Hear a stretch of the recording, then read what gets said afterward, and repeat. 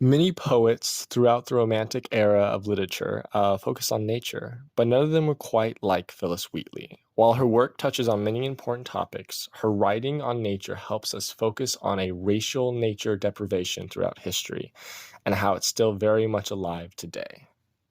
Nature deprivation is defined as the idea that humans are either choosing to spend less time outdoors or simply do not have the means or the ability to spend time or resources to go into nature. This is troubling, for nature is seen as an escape from the weight of the world, and the ability to enjoy Earth's full beauty has never been equal to everyone.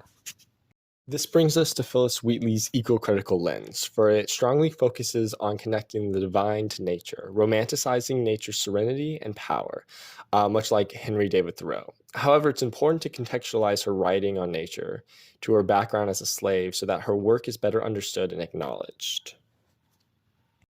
To paraphrase and quote National Women's History Museum, Phillis Wheatley was born in 1753 in Gambia, Africa. She was enslaved and brought to America in 1761. She was sold to the Wheatley family when she arrived in Boston, Massachusetts. At age 14, Wheatley began to write poetry, publishing her first poem in 1767. The Wheatley family educated her, and within 16 months of her arrival in America, she could read the Bible, Greek and Latin classics, and British literature. And according to the Academy of American Poets, Wheatley lived much of her life enslaved, and though it's not sure when, historians believe she was freed between 1774 and 1778. She died in 1984 at the approximate age of 31. Understanding that she was kidnapped, enslaved, and brought to an entirely new land around the age of 8, along with the few opportunities that she did receive when the Wheatleys enslaved her, is vital when analyzing Wheatley's work. She was able to enjoy nature, but didn't have the freedom to simply explore and journey at her pleasure. Instead, nature was appreciated and experienced within the limits of her owner's permission. Viewing nature through a figurative window shaped how she wrote about it. Many, from Henry David Thoreau to John Muir, write about the freedom of nature, interconnecting it with its beauty, using their words to paint a journey of American exceptionalism. Wheatley did not have the same freedom, but wrote of its wilderness and wonder from her perspective. Having that background of trauma and oppression, Wheatley then springboards into writing about nature as this influential world full of cathartic sights and hopeful inspiration. The best example of her work on nature is her growingly celebrated poem, A Hymn to the Morning. Written in 1773, Phillis Wheatley's A Hymn to the Morning expresses Wheatley's eco-critical thoughts at its most condensed. She writes, "Attend my lays, ye ever-honored nine, assist my labors, and my strains refined." Here she connects the divine with nature, creating this view that nature is either divine or incredibly close to it. She writes, "Aurora hell and all the thousand dyes, which deck thy progress through the vaulted skies."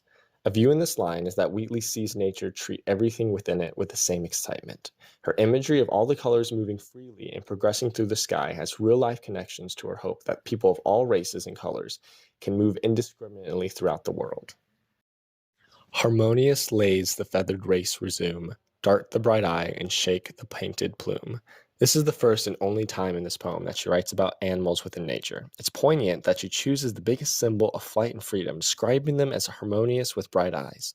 Wheatley is expressing her view that nature is most sought after when it's free, peaceful, and bright. She is seeking the dimension of harmony, a place where she can go to escape her turmoil and pain. She sees this world through nature, but she can't fully cross into it. She ends the poem writing about the glory of the sun, saying, "See in the east the lustrous king of day, his rising radiance drives the shades away."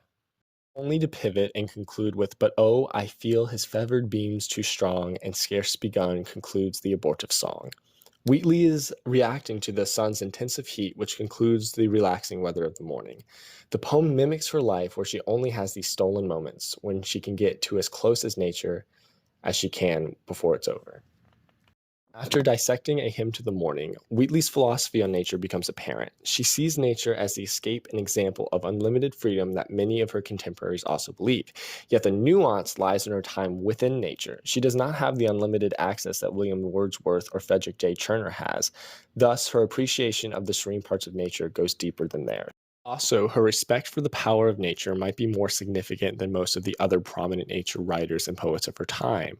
For during her formative years, she was forced onto a slave ship, felt the power in the waves rocking the ship and the unrelenting glare of the sun.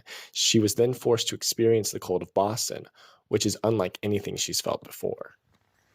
These experiences would shape her to connect nature with God, creating this eco-critical lens that nature is divine, for it has the love and the fury of a lowercase god. At the same time, she made a view of wishing to have the freedom of the birds and the carefree attitude of the breeze. She wants to access the joys of nature, especially if she has to deal with its power. Wheatley's idea of wilderness is freedom for everyone. It's essential to learn about A Hymn to the Morning in 2021 because it speaks to the problems of equal access to nature and society. The beautiful parts of nature have for far too long been exclusive for the rich and the white. Reading and understanding the context of Wheatley's work is a reminder of how nature is an escape from man's.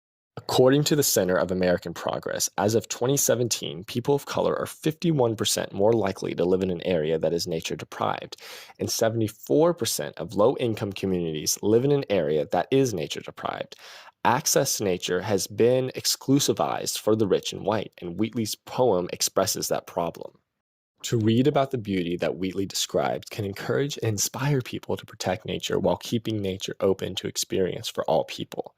That's what makes art so important for the human condition. It can express thoughts and passions while also teaching lessons for future generations. Phillis Wheatley's work creates empathy.